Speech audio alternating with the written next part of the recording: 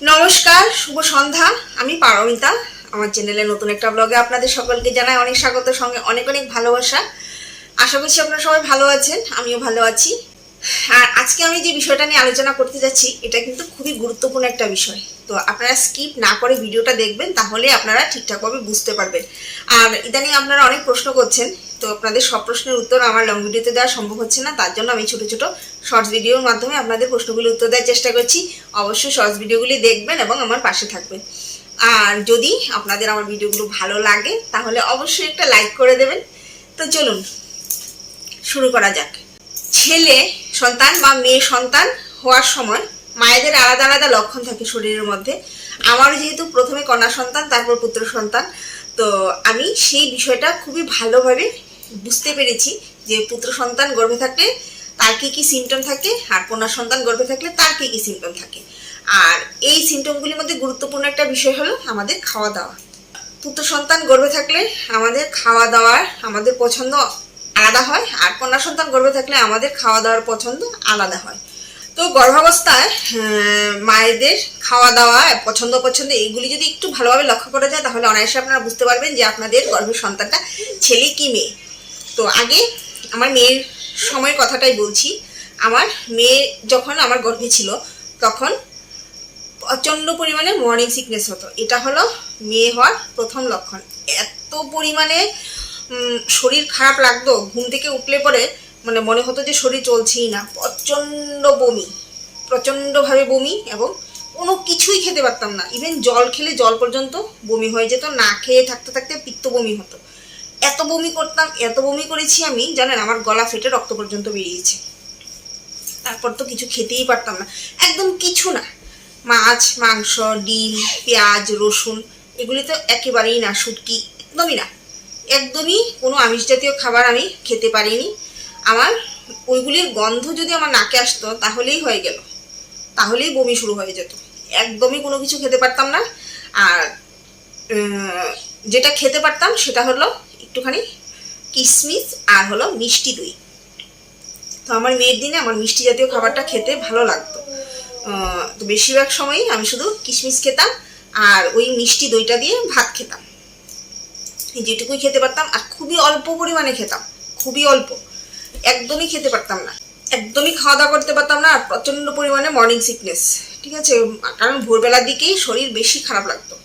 তো এটা হলো মেয়ের সন্তান হওয়ার প্রথম লক্ষণ, প্রচণ্ড পরিমাণে মর্নিং সিকনেস, বমি হওয়া, খাবারে অনীহা, একদমই খাবার খেতে না পারা, আর মিষ্টি জাতীয় খাবার পছন্দ করা। তখন আমার মিষ্টি জাতীয় খাবার খেতে ভীষণ ভালো লাগতো। আর আমার আমার ছেলে যখন আমার গর্ভে ছিল, এই জাস্ট কিছুদিন আগের কথা, তো মর্নিং সিকনেস আমার একদম হয়নি বললেই চললো। আমি পুরো প্রেগনেন্সি পিরিয়ডে জাস্ট শুধু 2 দিন বমি করেছি, তাও সকাল সকাল, কিন্তু খুব শরীর খারাপ লাগতো একদমই না। একটু বমি বমি ভাব হতো কিন্তু বমি হতো না, জাস্ট গুনে 2 দিন বমি করেছি।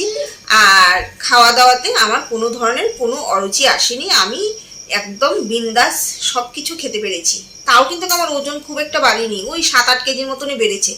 একদম মাছ, মাংস, ডিম, পেঁয়াজ, রসুন, শুটকি সব কিছু আমি খেতে পেরেছি, একদম সব কিছু।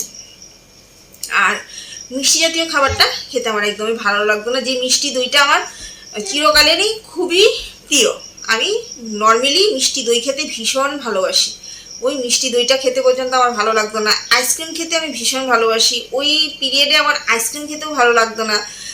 মিষ্টি জাতীয় কোনো খাবার খেতেই আমার ইচ্ছে করতো না, শুধু মনে হতো যে ঝাল ঝাল কিছু খাই, একদম কষা কষা মাংস, তারপর ঝাল ঝাল ডিম কারি, তারপর চুনো মাছের ঝাল ঝাল চচ্চড়ি।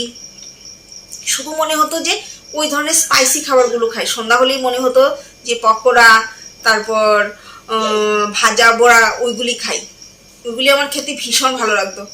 বিশেষ করে আমার এত ঝাল খেতে ইচ্ছে করতো যে মনে হতো যে আলু সেদ্ধ ভাত হলে আমার হবে, কিন্তু সঙ্গে ওই আমার 4-5টা কাঁচা লঙ্কা লাগবে। এবং আমি খেয়েওছি, জানেন, আলু সেদ্ধ ভাতের সঙ্গে বেশি করে 4-5টা কাঁচা লঙ্কা চিবিয়ে চিবিয়ে খেতাম। মনে হতো যে এত ঝাল খেতাম, এত ঝাল খেতাম, মনে হতো যে ঝাল খেয়ে আমার হচ্ছেই না। যত ঝালই খেতাম আমার মনে হতো যে আমার মুখে ঝালই লাগছে না, আরও ঝাল আরও ঝাল। কোনো ধরনের টক জাতীয় কোনো কিছু খাবার খাওয়ার আমার মেয়ের দিনেও ইচ্ছে হয়নি, আমার ছেলের দিনেও হয়নি। কিন্তু মেয়ের দিনে আমার মিষ্টি খাওয়ার প্রবণতাটা ছিল, আর ছেলের দিনে আমার ঝাল খাওয়ার প্রবণতাটা অতিরিক্ত ছিল। একদিন এত ঝাল খেতে ইচ্ছা হয়েছে যে আমি শিলপাটার মধ্যে শুটকি ভর্তা বানিয়ে নিয়েছি, একদম লাল শুকনো লঙ্কা দিয়ে। এত ঝাল হয়েছিল জানেন, আমার মেয়ে একবেলা খেয়েই বললো যে মা আমি আর খাবো না, ওর একবেলা খেয়ে পেট খারাপ হয়ে গেছে। কিন্তু আমি ওই ভর্তাটা 2 দিন যাবৎ কন্টিনিউ খেয়েছি, আর মনে মনে ভাবছি না জানি আমার লুজ মোশন হয়ে যায়, যে এই অবস্থা লুজ মোশন হলে আমি কি করব। কিন্তু বিশ্বাস করুন, ঠাকুরের আশীর্বাদে আমার কোনো কিছু হয়নি। আমি ওই কটকটে লাল ভর্তাটাও একদম ইজিলি খেয়ে নিয়েছি, আমার কিছুই হয়নি। কারণ আমার শুধু ঝাল খেতে ইচ্ছে করতো, ঝাল না খেলে যেমন ভালোই লাগতো না, মনে হতো শুধু ঝাল খাই ঝাল খাই। তো আমি এটাও বলতে পারি যে ছেলে সন্তান গর্ভে থাকলে ভীষণ স্পাইসি খাবার খেতে ইচ্ছে করে, একদম মিষ্টি খাওয়ার কোনো প্রবণতাই হয় না, শুধু মনে হয় যে স্পাইসি কোনো কিছু খাই।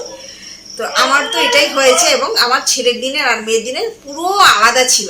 আমার মেয়ের দিনে বমি হতো, খাবারে অনীহা ছিল, একদমই খেতে পারতাম না, মিষ্টি জিনিস খাবার ইচ্ছে হতো। আর ছেলের দিনে আমার একদমই মর্নিং সিকনেস ছিল না, বমি তো হয়নি, আর শরীরও ক্লান্তি ভাব ছিল না। বাড়ি ঘরের কাজ আমি যথেষ্ট পরিমাণে করেছি, কারণ আমার একা সংসার, একা হাতে আমার সংসারটা পুরো কাজ করতে হয়েছে। ইভেন একদম ডেলিভারি হসপিটালে ভর্তি হতে যাওয়ার দিন পর্যন্ত আমি রেঁধে বেড়ে খেয়ে খাবার দাবার নিয়ে হসপিটাল গেছি। তো আমাকে পুরো সংসারের কাজ একাই করতে হয়েছে। তো আমার ছেলের দিনে আমার সংসারের কাজকর্ম করতে আমার খুব একটা কষ্ট হয়নি, কারণ আমার মধ্যে যে মানে কাজ দুর্বলতা, মর্নিং সিকনেস এগুলো একদমই ছিল না, যেহেতু বমি হতো না, শরীরের মধ্যে ক্লান্তি ভাবটাও কমই আসতো। তো এই হলো আমার খাবারের তালিকা, কোনটা আমি ছেলের দিনে খেয়েছিলাম, কোনটা মেয়ের দিনে খেয়েছিলাম। কিন্তু হ্যাঁ, এর মধ্যে একটা জিনিস খেতে আমার ভীষণ ইচ্ছা করতো, বিশেষ করে আমার মেয়ের দিনেও ইচ্ছে হয়েছে, ছেলের দিনেও ইচ্ছে হয়েছে, সেটা হলো মাটির গন্ধ। মেয়ের দিনে মনে হতো যে মেয়ের দিনেও আমার ইচ্ছে হতো যে একটু মাটি খেতে পারলে বোধহয় ভালো লাগতো। ওই শুকনো একদম গরম মাটির উপর জলের ছিটা দিলে যে একটা গন্ধ বেরোয় না, ওই গন্ধটা আমার ভীষণ ভালো লাগতো। ওই গন্ধটা নাকে আসলেই মনে হতো যে একটু যদি মাটি খেয়ে নিতে পারতাম তাহলে বোধহয় বেশ ভালো লাগতো। এছাড়াও আরো একটা জিনিসের গন্ধ আমার ভীষণ পছন্দ ছিল আমার ছেলের দিনে, সেটা হলো ডেটলের গন্ধ। জানেন, আমি যখন স্নান করার জন্য বাথরুমে যেতাম বা কাপড় ধোয়ার জন্য ডেটল ইউজ করতাম, মনে হতো যে ইস একটুখানি ডেটল যদি খেয়ে নিতে পারতাম, না জানি কতই ভালো হতো।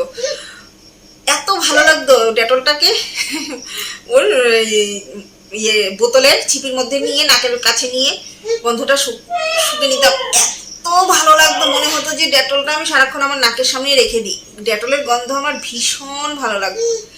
আর ইভেন আমি যদিও কাউকে বলিনি, আমার ছেলের বাবাকেও বলিনি, আমি আমার ছেলের দিনে মাটি পর্যন্ত খেয়েছি। জানেন, দইয়ের হাঁড়ি আছে না, দইয়ের হাঁড়ি ভেঙে ওইটা থেকে মাটি আমি চিবিয়ে চিবিয়ে খেয়েছি। এত মাটি খেতে ইচ্ছে করতো জানেন, ওইটার গন্ধ মনে হতো যে অমৃতের মতন লাগতো আমার কাছে। তো আমার মেয়ের দিনের সিমটম, আমার ছেলের দিনের সিমটম, মানে কি কি খাবার খেতে ভালো লাগতো, কি কি আলাদা ডিফারেন্স ছিল আমার মেয়ের দিনের আর ছেলের দিনের, সব কিছু আপনাদেরকে বলে দিয়েছি।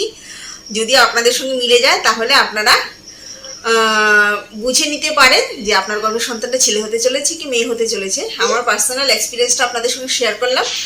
যদি আপনাদের কাজে লাগে বা আপনাদের সঙ্গে মিলে যায় তাহলে কমেন্টস করে আমাকে অবশ্যই জানাবেন। আর আমার ভিডিওটা যদি ভালো লাগে অবশ্যই একটা লাইক করে দেবেন আর সাবস্ক্রাইব করে আমার পাশে থাকবেন। তো চলুন, হ্যাঁ, আজকের জন্য এটুকুই। আবার দেখা হবে আগামী দিন এই ধরনের ইন্টারেস্টিং নতুন ভিডিও নিয়ে। আজকের জন্য আপনাদের সকলকে টাটা।